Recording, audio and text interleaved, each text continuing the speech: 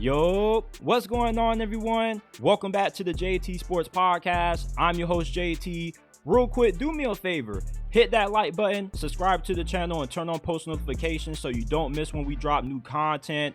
Check us out on Apple and Spotify. If you're listening on podcasting platforms, give us a 5-star review if you enjoy. Kalen DeBoer is already silencing the doubters in Tuscaloosa. On this episode, we're going to be talking about how Kalen DeBoer is already getting W's at Alabama and the season hasn't even started yet. We're also going to be discussing Shane Beamer. Has his magic at South Carolina run out? I hope college football fans aren't sleeping on the Hokies this year because Virginia Tech is getting a lot of hype going into this season and is well warranted. Michigan has reigned supreme over the Big Ten for the last couple of years, but I think their reign of terror over that conference is coming to an end this fall. And I also want to give my sincere apologies for taking for granted the Mark Richt era of Miami football. And there's a wide receiver who I'm tired of you guys sleeping on. Before we dive into it all, here's a quick word from our partner, Mint Mobile.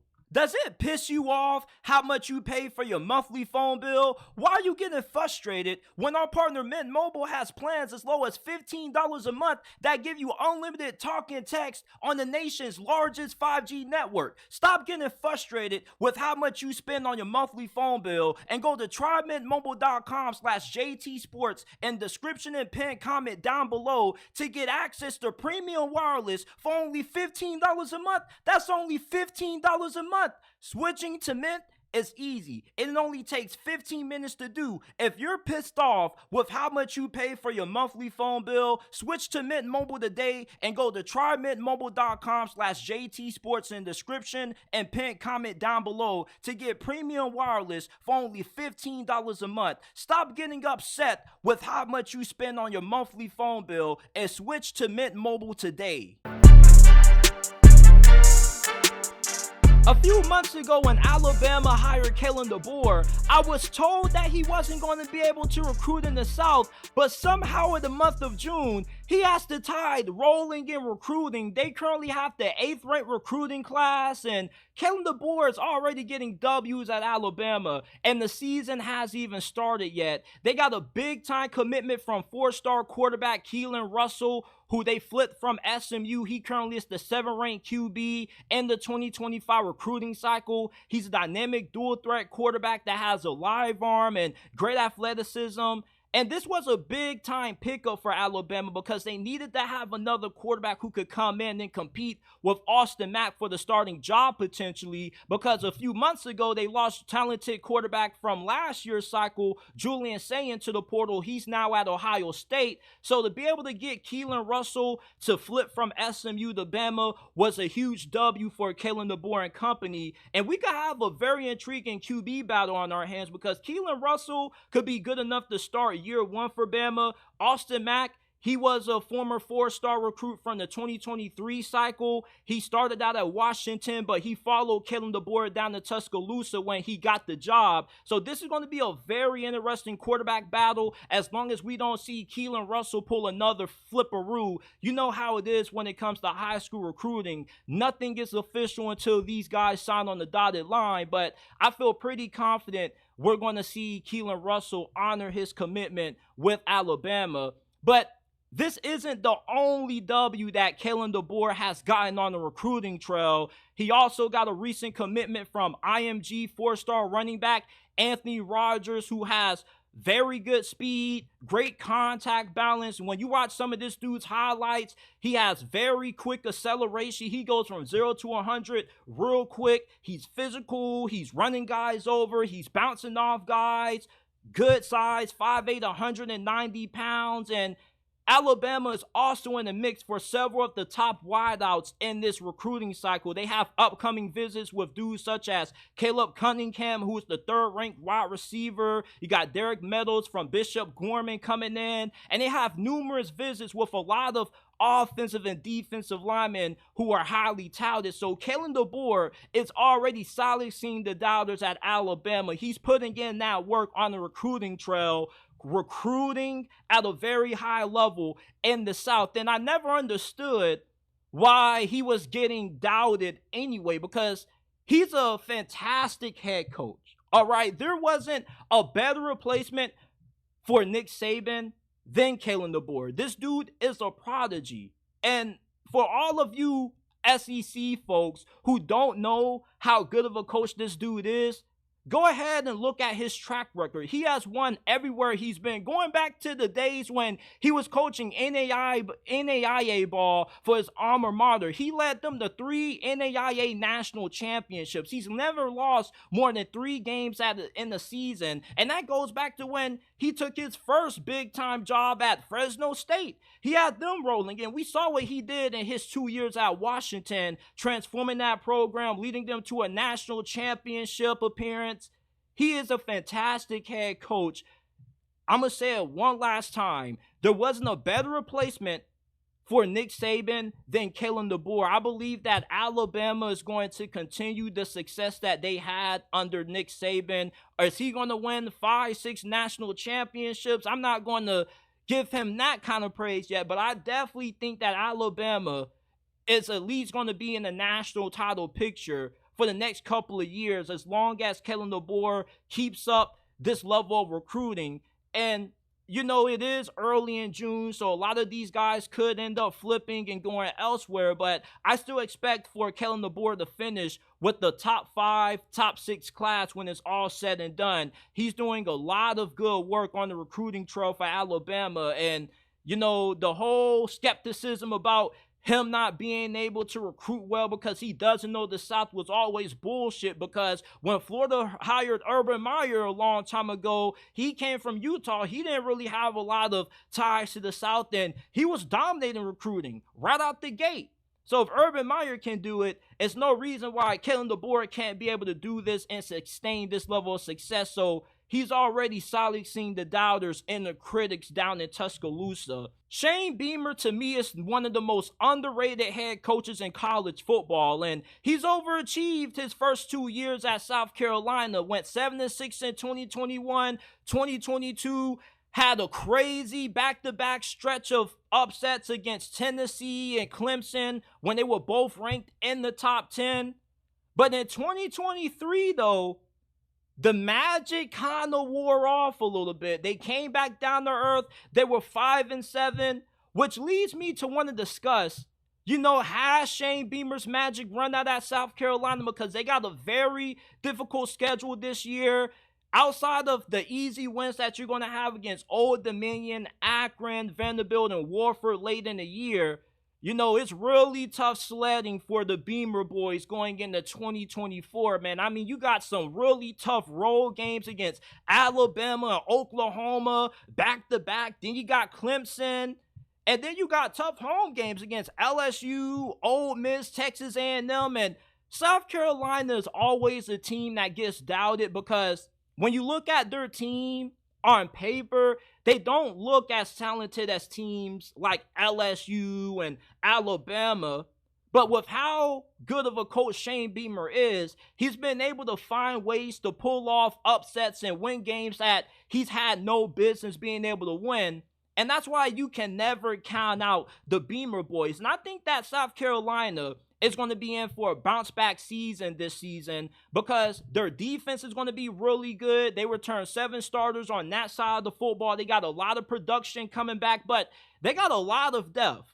And from what this coaching staff has been saying about the defensive line and the linebacker unit, this could be one of the best seasons that we've seen out of South Carolina defensively in a very long time. You got TJ Sanders returning, who is their best defensive lineman. He's going to be playing D-tackle this year. He led the team in tackles for loss and sacks. You got middle linebacker Debo Williams coming back. He was a first-team All-SEC selection. He had 113 tackles last year. And you got some really big-time transfers out of the portal, such as Kyle Kennard from Georgia Tech. This was one of the more highly sought-after pass rushers out of the portal. He had 11 tackles for loss, 6 sacks last season for GT. Hell, he had one game against Wake Forest when he had 4 sacks in that single matchup alone. And then you get Demetrius Knight Jr., who was a top 100 player in the portal, 7th-ranked linebacker. He was an all AAC selection by the coaches. So you got a lot of depth at linebacker and on the interior of your defensive line. Now, this secondary doesn't have the same amount of depth as you do on the front seven, but you do return a good amount of experience. You got some pretty good corners. You got a pretty good group of safeties. So overall, you should see a way more improved defense out of the Gamecocks in 2024 than what you've seen in not just last year, but in the last couple of years. This may be the best defense that Shane Beamer has ever had at South Carolina.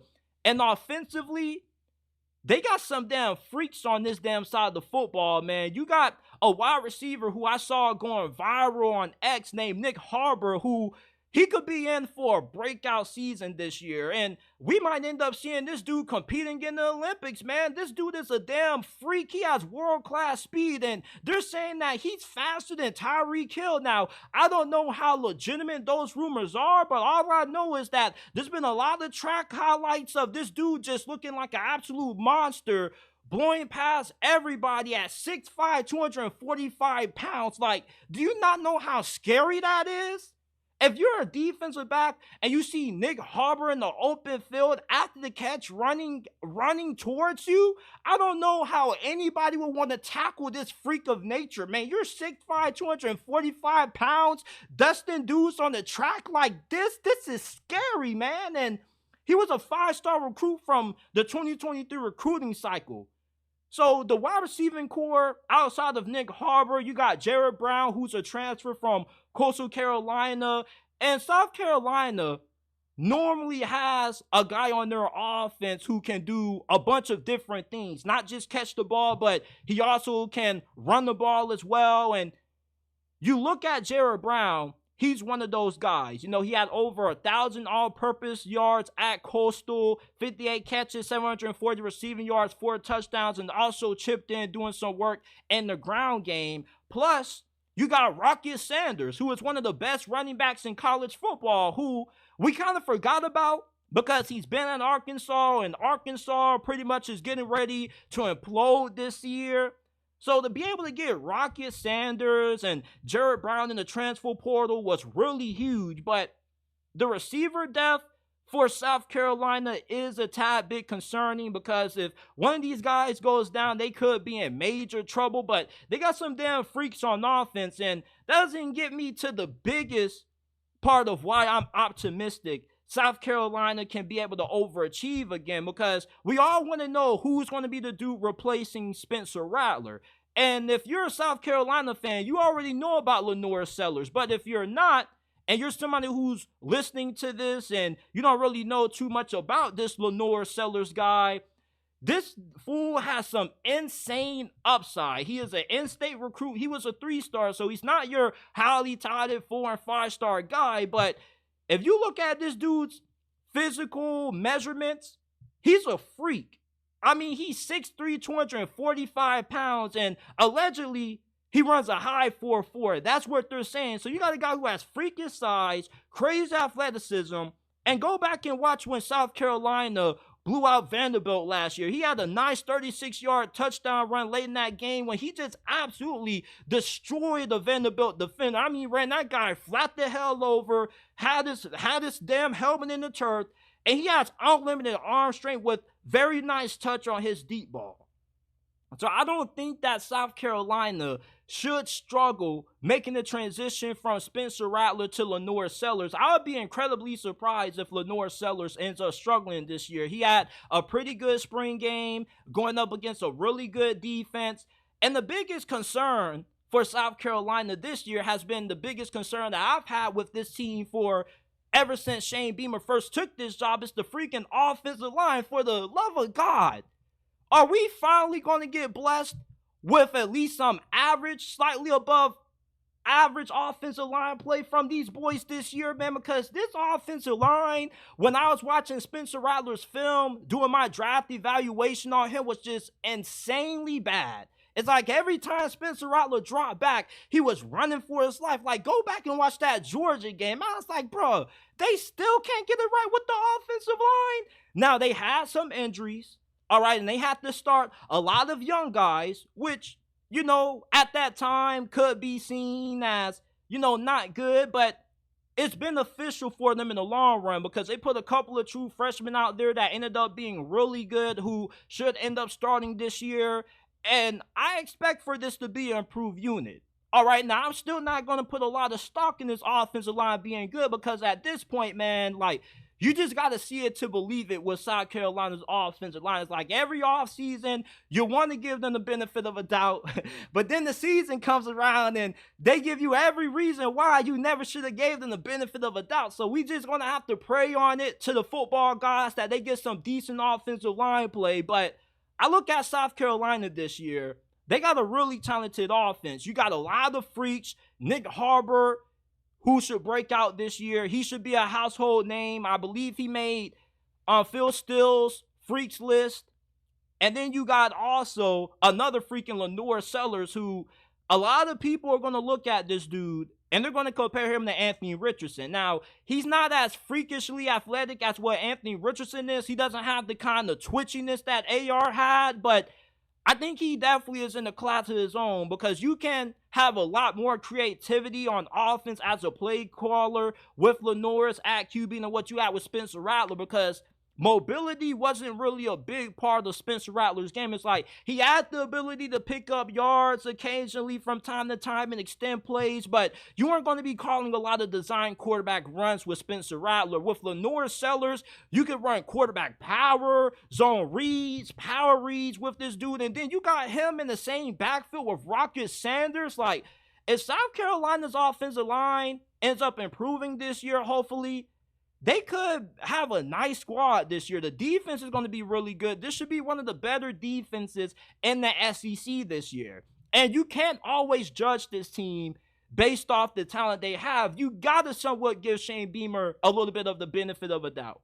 All right, and I definitely think that we're going to see him pull off a little bit more of that magic this year like we saw back in the end of 2022 when they got those two back-to-back top 10 wins against Tennessee, crushing their playoff hopes, and Hendon Hooker's draft stock in the process, and Clemson as well. Because, I mean, I can see you beating LSU. I don't know about their defense. I don't know about Ole Miss defense neither. So you're going up against two teams that have high-powered offenses, but you look like a more well-rounded team than them. And I would say that South Carolina's defense is probably in the top half of the SEC going into this year, at least from a production standpoint and the talent standpoint. You know, their defensive coordinator should be pretty good this year also. So if we can get some decent offensive line play out of the Gamecocks, don't sleep on the Beamer boys this year because we definitely could see a little bit more of that Beamer magic returning in 2024. Do not sleep on this team. I think that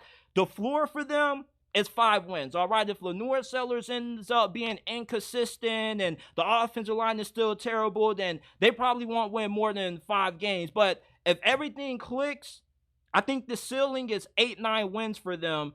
9 wins being the high end, because they definitely could be a really good team if this Lenore Sellers guy ends up being as good as he's hyped up to be. Many of the South Carolina fan base is excited to see what he does this season, along with Shane Beamer. Shane Beamer anointed him the starting quarterback right after spring. He didn't take too long to do so, and it didn't seem like it was much of a competition anyway. It seemed like this dude just from out the gate just ran away with the job, and it wasn't really too much of a quarterback competition anyway. So don't sleep on the Beamer boys in 2024. That Beamer magic definitely could end up making a little bit of a return, man. If there's any coach that's good at pulling off upsets, it's Shane Beamer. He's one of the most underrated and most underappreciated head coaches in the sport right now.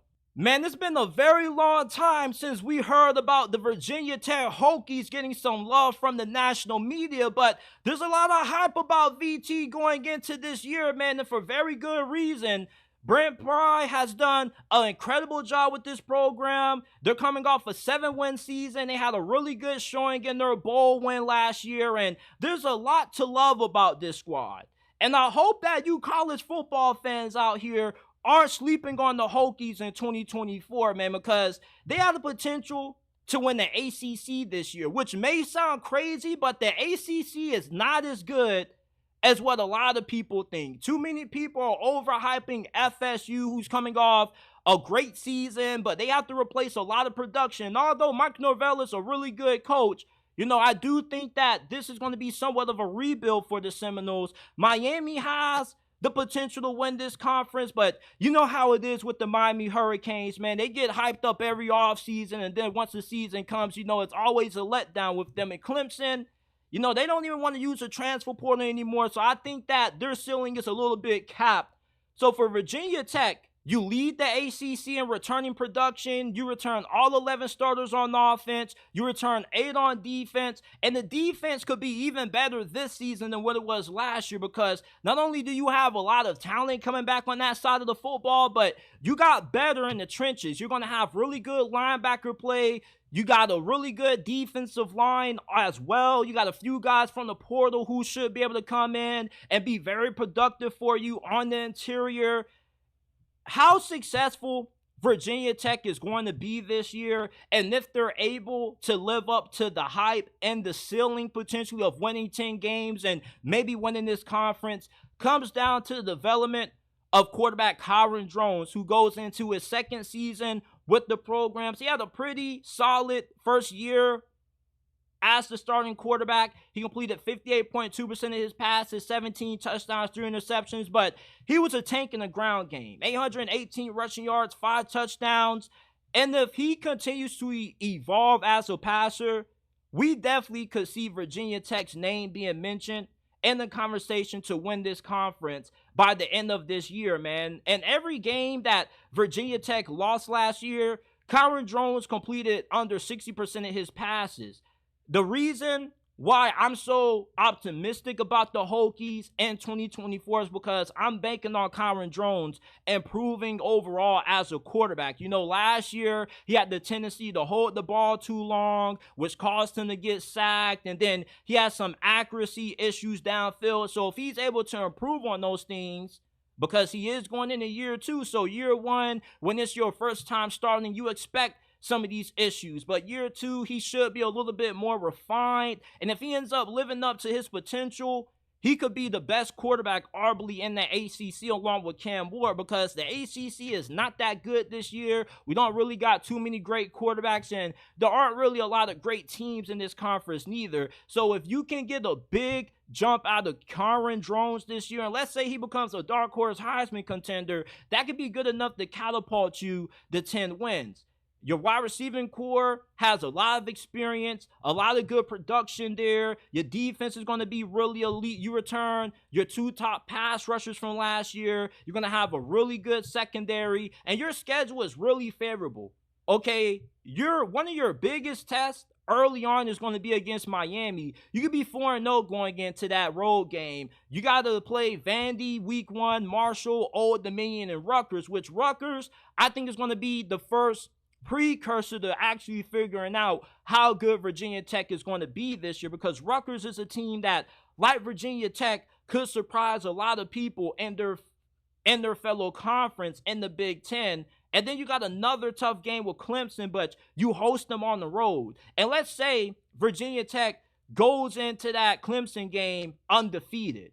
You already know that College game day is probably going to be there. It's going to be a crazy atmosphere. And with how inconsistent Kate Klubnik is, I would favor Virginia Tech to win that game if they only have 1 loss at that point, or if they're undefeated. And there's a very good chance that Virginia Tech could be undefeated going into that Clemson game. Like, as I mentioned earlier, like, the ACC is wide open. It's up for grabs, and I would put money on Virginia Tech being able to win this thing outside of Miami. I like the fact that you have so much experience coming back. You lead the conference in returning production. Brent Pry has made gradual improvement and the few years that he's been with this program. 2022 was a rough year, 3-8, but last year you showed a lot of promising growth. And the reason why I don't think Virginia Tech is overhyped is because, when you return this much production and you got a head coach going into year 3 with their program, normally you do end up seeing a pretty big leap in the win column. So that's why I'm banking on the ceiling for Virginia Tech being 10 wins. And I think the floor is pretty high too. Let's say that they don't end up reaching that ceiling of being a 10-2 team. Okay, they could still be an 8-win team, which I definitely think could be pretty good. And if you get to a bowl game, that's 9 wins for you there. So you still come close to reaching the potential. But if we see Virginia Tech win 10 games, win the ACC, and they make it into the college football playoffs, do you not know how insane that could be? So for the guys out there that think that the hype for Virginia Tech is unwarranted because they didn't improve anything last year, I mean, they won 7 games. That's an improvement for them winning only 3 games and not even being bowl eligible in year 1 under Brent Pry. So progress for Virginia Tech right now is looking linear. Okay, it's not like they had a good year 1 and then they all of a sudden just regressed in year 2. Like, it's been gradual improvement every single year that Brent Pry has been the head coach for this program. And Virginia Tech hasn't been talked about this much since the early 2010s under Frank Beamer. Okay, and for all you VT fans out there, the diehard ones, can you guys please tell me what the hell is a Hokie? Like, what is that thing, man? Can you please explain to me what your mascot is? Is it a turkey, a chicken, or a bird? Because I don't know what the hell is a Virginia Tech Hokie. And please don't tell me I am one. Like, I really want to know what the definition is of a Hokie, bro, because I've always been fascinated with Virginia Tech's mascot, bro. They got one of the most fascinating mascots in college football, in my opinion, bro. Like, I don't know if this thing is a damn bird or a rooster or what this thing is, but please tell me what this thing is, because I would love to know what a Hokie is. But I'm banking on Virginia Tech living up to the hype this year. Like I said, when you return this much production and you have a head coach going into year 3 that has showed gradual improvement, year 1 and year 2, normally you end up seeing a big time year 3.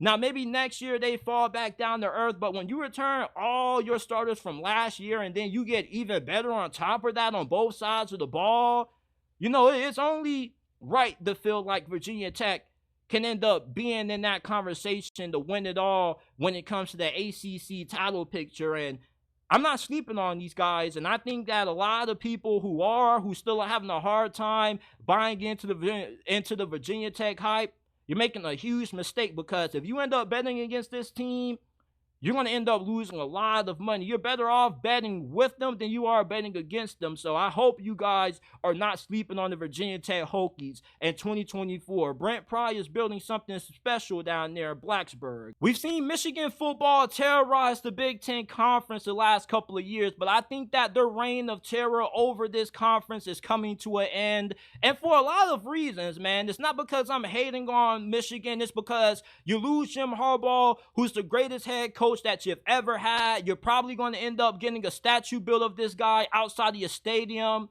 All right, I think that in 2024, their lack of elite recruiting is definitely going to hurt them, especially when you look at some of the tough games that they're going to have to play this year against Texas, USC. You got to play Oregon and Ohio State on the road. And those Oregon and Ohio State games, I really don't see Michigan being able to win, simply for the fact that Oregon and Ohio State are just way more talented than you.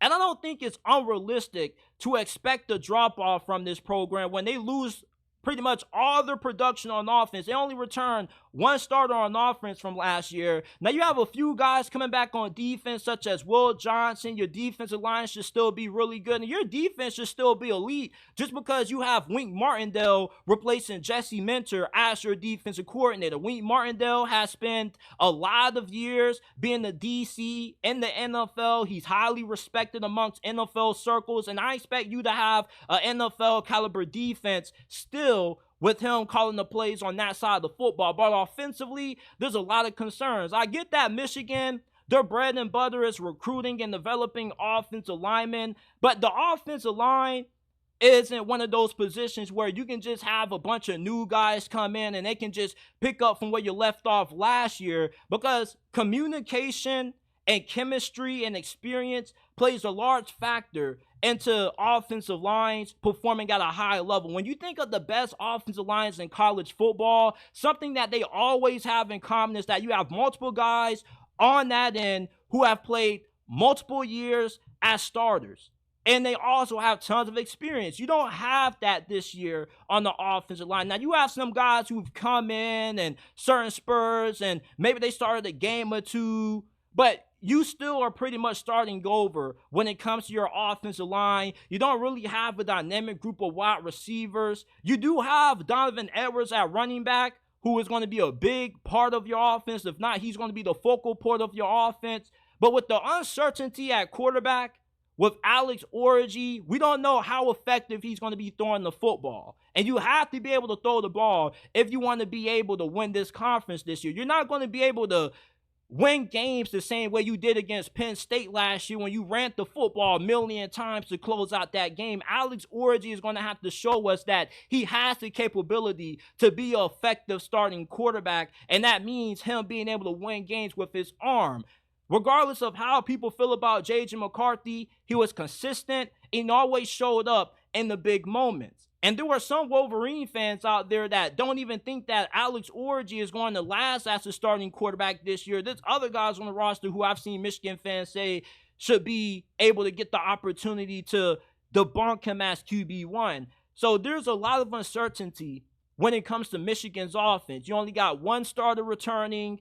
You don't really recruit that well when it comes to wide receivers. So how dynamic are you going to be in the passing game is going to be determined. And I get that Dan Lanning's defenses haven't been that good, but I expect him to finally have it figured out this year because this dude is a Kirby Smart disciple. So I'm going to have a hard time picturing Oregon's defense continuing to underperform the way they've had the last couple of years. This should be the best defense that the Ducks have put on the field. And we know how good Ohio State always is from a talent standpoint, but that is a rivalry game, so you can't always judge that based off talent. But you having to go on the road and play them this year with the uncertainty and the mystery that is Alex Orji, I think it's fair to expect Michigan not to be a factor in the Big Ten title picture this year. I think that the Big Ten is going to come down to two teams, that being Oregon and Ohio State. And then even before you play those two games, you can already have two potential losses because you got to play Texas early this season at home, which gives you a little bit of a slight edge in that game because it is hard to win at Michigan, but Texas, from a talent standpoint, has a more talented team than you. And with all of the new pieces that you're going to be having, a brand new coaching staff. Yeah, Sharon Moore isn't really ideally new, but really he is still going to be learning on the job because although he was the head coach in replace of Jim Harbaugh when he was serving that suspension last year, Jim Harbaugh was still allowed to coach the team during practice. And it's not like Jim Harbaugh still didn't have somewhat of a say on the strategy and the game planning going into those matchups. Now Jim Harbaugh is gone.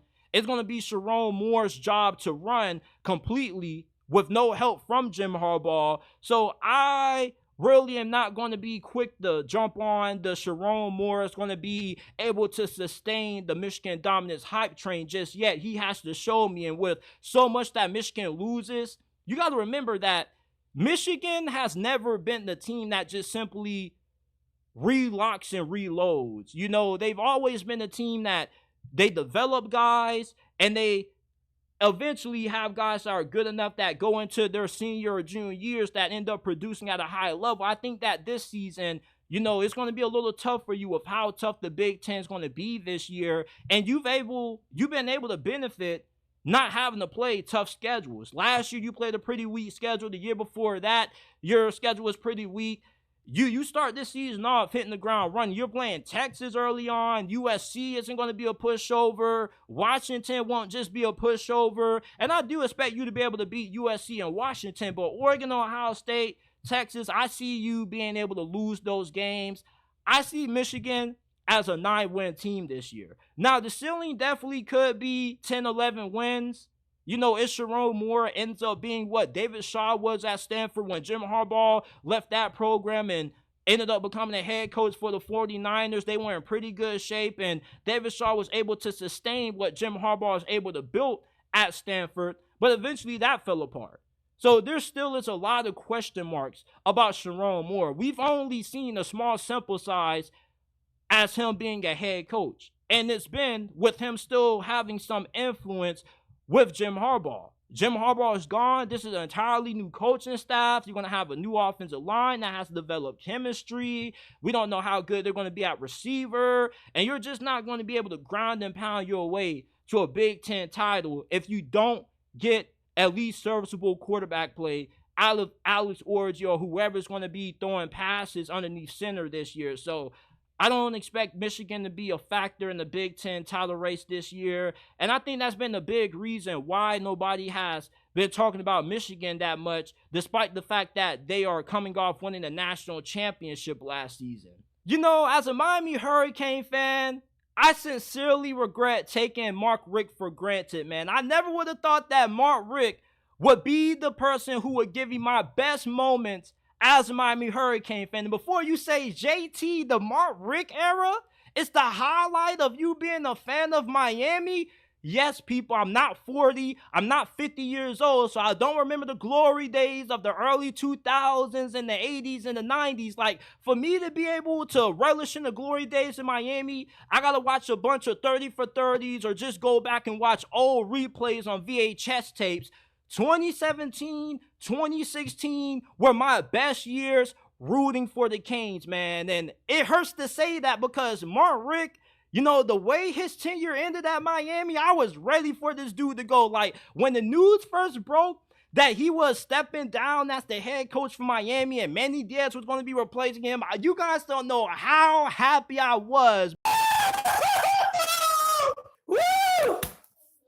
Mark Richt just freaking retired, man. Just retired, man. Woo!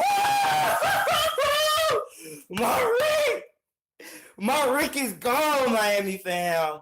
Mark Richt is gone. But, you know, looking back on it now, I kind of have to apologize to Mark Richt, man, because he did some pretty good things his first couple of years in Miami. 2016 led us to a 9-4 record, you know, finished 20th in the polls. That's when you had Brad Kaya. For all you guys that don't remember Brad Kaya, his mama played on Friday. His mama was Felicia, so everybody should know who she is. You had Stacy Coley. You had the two-headed monster running back with Mark Walton, who had 1,000 yards, 14 touchdowns that season. Joseph Yerby. Remember Amar Richards, David Njoku, and we had the stout front seven that year. You had Chad Thomas, who some of y'all may remember. He was a really highly sought after recruit coming out of high school from the South Florida area. He's now a rapper now. He goes by the stage name Major 9. And you were starting 3 true freshman linebacker that year. You had Michael Pickney, Shaq Quarterman, who come from the 904, and then you had Zach McLeod, and they were really good. And this season was pretty tough at first. You know, 2016 got out to a fast start. You were 4-0, beating nobodies, and then, you know, we lost to FSU after being up 13-3 at halftime, and then after the halftime speech that, you know, Mark Richt delivered, he didn't have those boys ready to play because the Seminoles came and they gave it to the Hurricanes. And despite the fact that Miami got outperformed in the second half, they still came close to pulling off the win. I remember when Brad Kaya led the Canes down the field. You end up getting the go-ahead touchdown with pretty much no time left on the clock. And then you go for the PAT and you think this game's about to go to overtime. But no. Of course, in typical Miami Hurricanes fashion, they have to find a way to break our hearts, and FSU ends up blocking the extra point, and they still the win. And then after that, that's when things started to get really ugly, and that's when I thought, okay, Georgia fans were right about Mark Richt, because when Miami first hired Mark Richt, there were plenty of Georgia fans saying, man, like, you guys ain't getting anything out of Mark Richt, man. He's always going to let you down in the big games, and at a certain point, it looked like they were completely right about Mark Richt. You lose to FSU in heartbreaking fashion. You lose to North Carolina. You got crushed by Virginia Tech and then lost a close game to Notre Dame. And at that point, you're thinking Miami might not even make it to a bowl game, but then they ended up turning things around, and they won their last 5 games, including beating West Virginia in the Russell Athletic Bowl. So 2016, you finished 9-4, and things were looking really promising for Miami. You know, I was really hyped up for what Miami could be in 2017, and I made a lot of bet with Florida fans at my school going into my sophomore year that we were going to end up winning the ACC championship. And 2017, man, whew, what a time it was to be a Miami Hurricanes fan. This is easily the best year that this program has had in decades. And it doesn't matter if you're an OG Miami fan or a new age Miami fan like I was. 2017 is the best year that Miami football has had in well over 2 decades, man. And boy, it was definitely a roller coaster ride. I'll say that. You had Malik Rozier at quarterback, and he was so mid, but he was clutch as hell, though. Remember, he had that clutch comeback against Florida State. He had that late touchdown pass that he threw. Like, Miami, from the stretch of October to late November, had one of the greatest Linsanity runs that we've seen in college football in the past decade, man. Like, I remember I had a teacher named Mr. Sheffield in 10th grade, and I betted him $50 because he was an FSU fan, I was a Miami fan, and after we came back against FSU, he was like, man, you guys are going to end up losing one of y'all next 4 games. And I was like, you willing to bet some money on it? I was willing to put $50 on the line that Miami was going to end up running the table the month of November. And he was like, I'm a teacher, so I can't bet money with you, but if y'all end up winning your next couple of games, including beating Virginia Tech and Notre Dame, then I'll give you some extra credit points on your grade. And I took him up on his offer, and boy, he ended up having to give me like 15 points worth of extra credit because Miami was going crazy that year. And it wasn't always pretty. You already know how they barely survived Georgia Tech and North Carolina. But then, something just clicked. The last 2 games of that year that really spelled special for Miami.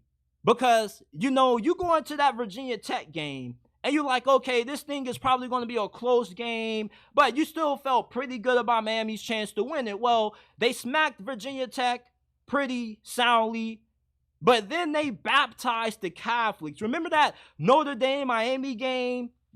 That year, everybody was hyping up. They were saying convicts versus the Catholics. Well, the Catholics got baptized in the name of the convicts. And this game at Hard Rock is the loudest game that I can ever remember hearing as a Miami Hurricane fan. I didn't go to this game in person, so I can only imagine how loud it was if you were actually there. But from the TV screen, you couldn't even hear the damn announcers, man. Like, the Hard Rock was rocking, and that's when you had the turnover chain. Like, y'all forget about the turnover chain, man. Don't not like the Miami Hurricanes ain't have college football in the chokehold at that time, man. Everybody was going crazy over the turnover chain. And then after we came up with the turnover chain, a few years after that, everybody came up with their own version of the turnover chain. Either they had something called the turnover pads, or they just had some different iteration of the turnover chain. But, Miami really had college football in a chokehold, man. When they smacked Notre Dame,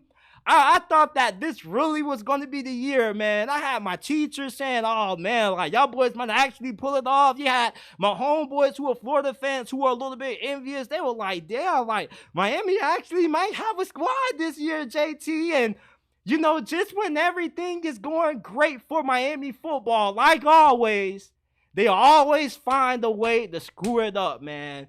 And then it all came crashing down after they beat Virginia.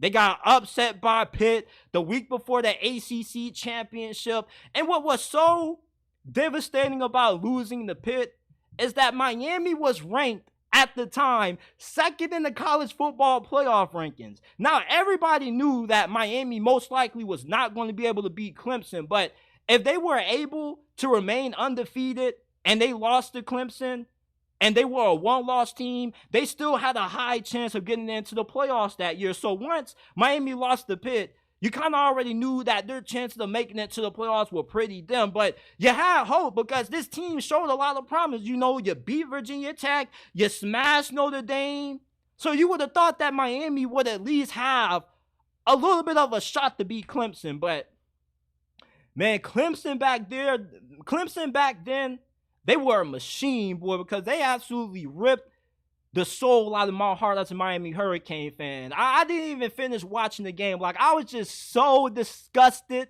with what I saw out of Miami in that ACC championship against Clemson. It's like, them boys didn't even look like they deserve to be on the same field as Clemson, man. And I was like, bro, are you kidding me? We're like a 10-1 team. You mean to tell me we're getting dog dragged by Clemson? And the thing that has always irritated me about Miami is that it's not like we've never had good enough talent to be able to beat a team like Clemson. Because at the time, we were still recruiting at a pretty high level. Like, we've always recruited at a pretty decent level, even when we had Al Golden as the head coach. So I was very frustrated to see Miami just get dragged through the mud and put through the ringer by the Clemson Tigers, boy. And then after that, I didn't really care too much about the bowl game. It's like we lost to Wisconsin in the Orange Bowl, and we ended up looking like a very promising season. Ended up resulting in a disaster because that was a foreshadowing of what was to come for next year in 2018. And 2018 was really the year that broke me as a Hurricane fan. I'm going to just keep it 100. I really don't want to talk about it that much. I remember losing week 1 early to Joe Burrow and LSU. And this wasn't 2019 Joe Burrow and LSU. Like, this was Joe Burrow when he was a nobody and he was trying to make a name for himself. This was when Joe Burrow was mid. And the only noteworthy wins that Miami had that year was when N'Kosi Perry led us from behind against FSU. And you guys want to know something crazy? I just recently graduated from FAU not too long ago. And when I first got to FAU, guess who was one of the first people I met? N'Kosi Perry. And he's one of my favorite Hurricane players of all time. I met him when he was taking visits when he entered the transfer portal, and he was at FAU spring game. And I went up to him. I was like, hey, dude, like, you know N'Kosi Perry? And he was like, yeah, what's up? I was like, bro, like, I'm a big fan of you because I used to defend N'Kosi Perry relentlessly back when I was a young. And I was like 14, 15 years old going to war for this dude in his Instagram comment section. And I showed him the comments of me, you know, defending them. And he was like, oh, shit. And the dude who he was taking the visit with was like, bro, that's love. And I was like, yeah. And I asked him about that FSU comeback, man. And he said that moment is one of the best moments of his whole entire life because, you know, he didn't want to lose to FSU.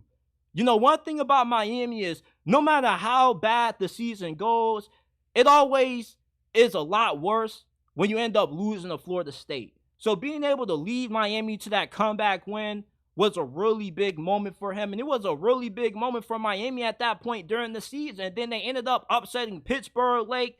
But outside of that, there was nothing to be positive about from this season, man. You had Mark Richt calling the same plays. It was run, pass on third down. And then when he decided to throw the ball, like, it wasn't like he was attempting to take shots downfield. It was either him calling short passing plays or some freaking bubble screens. And then he didn't want to fire his son, John Richt, who is the quarterback's coach, because a lot of people wanted John Richt gone because he was playing musical chairs at the QB position between N'Kosi and Malik Rozier. And a lot of us were like, bro, like, just pick a quarterback and stick with him, which the right decision would have been to remain with N'Kosi Perry. And it made no sense to keep pulling N'Kosi Perry because he's a young, inexperienced quarterback. And you ruin his development by pulling him for a guy like Malik Rozier, which you already knew what he was, mid. So for you to keep going back and forth, none of the quarterbacks were ever able to get into a rhythm, and it hurt the offense. So I was so happy when he stepped down and resigned after the season, and we promoted Manny Diaz, which I guess we didn't really promote Manny Diaz because he ended up accepting the job offer at Temple, but then we ended up stealing him back because everybody wanted Manny Diaz. And the Manny Diaz era, that's just a story for another day. But, you know, looking back on the Mark Richt era at Miami a few years later, you know, I think about the Manny Diaz era. I'm thinking about how the Mario Cristobal era has gone right now. Like, that Georgia Tech game just blew me, bro. Like, kneel the damn ball. Are you kidding me?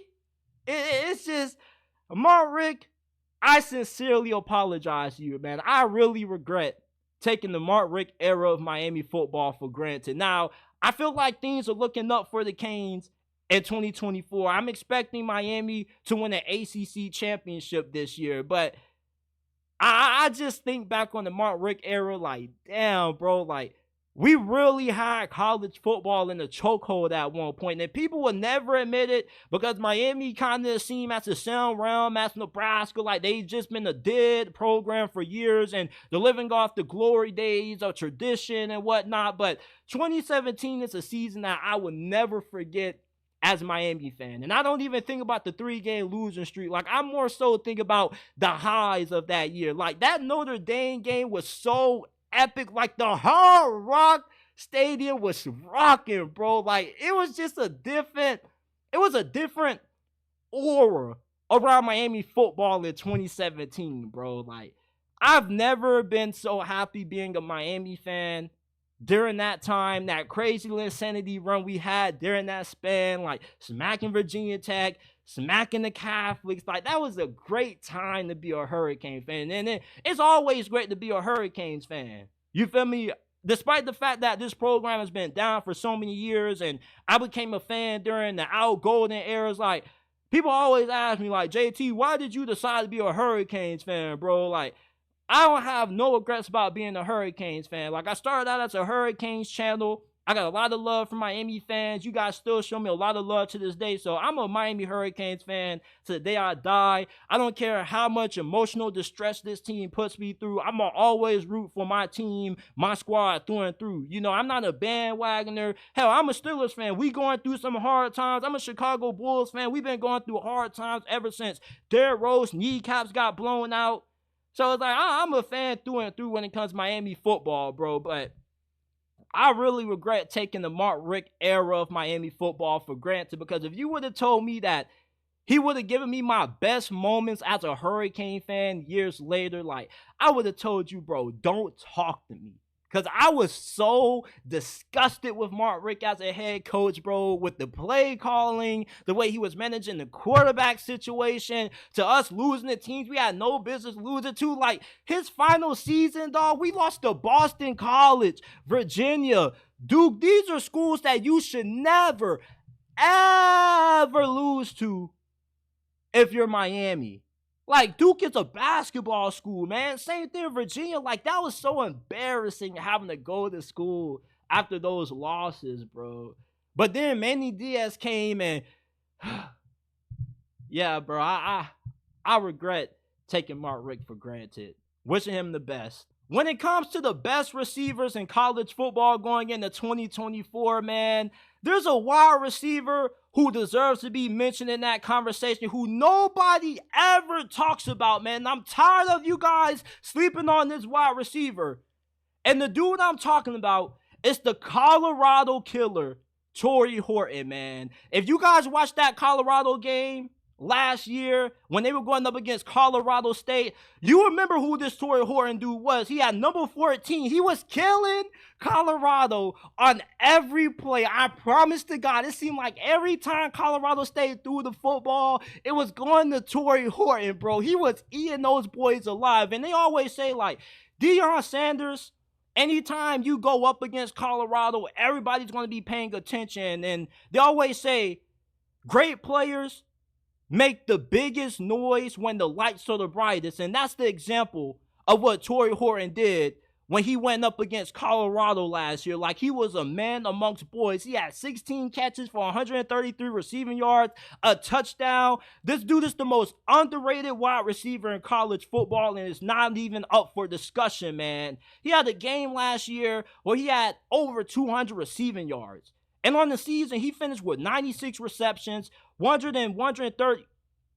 And on the season last year, he finished with 96 catches, had 1,136 receiving yards, and 8 touchdowns. And yet, he doesn't get mentioned in a name. And he doesn't get mentioned with names such as Luther Burden, Emeka Buka. Like, he deserves to be up there in that conversation.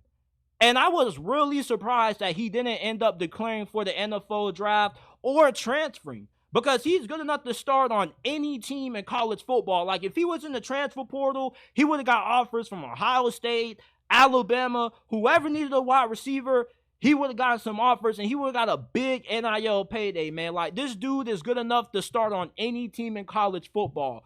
Great route runner, elite separator, has glue for hands. He's incredible after the catch, and he can play slot and outside receiver also. And I had a first-round grade on him last year. So with him coming back for one more season, I expect him to be one of the best receivers in next year's draft class, and he probably isn't going to be a guy who gets a lot of attention until around like the Senior Bowl, down there in Mobile, when he ends up making his name become a household recognized name, because a lot of the people don't know how good of a wide receiver Tory Horton is, only because he plays in the Mountain West. And let's be honest, a lot of us don't give a damn about the Mountain West Conference. We're not watching too many Mountain West Conference games unless you're just up late at night and you got nothing else better to do with your life than turn on Mountain West Conference football like me, just because you love football. But if you got the opportunity, watch you a few minutes of some Tory Horton highlights. Like, this dude is a stud, and I believe that he deserves to be talked about way more than what he does. He actually doesn't get mentioned at all. I always see people on X asking who's the best wide receiver in college football, who's the most underrated, and I never see Tory Horton's name mentioned, bro. Like, y'all need to do your homework on Tory Horton and stop sleeping on this dude. This is it for this episode of the JT Sports Podcast. I appreciate you guys for tuning in. If you enjoy, leave a like, subscribe to the channel. Remember that we're not just a YouTube channel, we are a podcast. You can find us on Apple, Spotify, Amazon, wherever you get your podcast from. The JT Sports Podcast is available. Also, give us a 5-star review if you enjoyed. Turn on post notifications so you don't miss when we drop new content. I'll see you guys shortly with another episode of the JT Sports Podcast.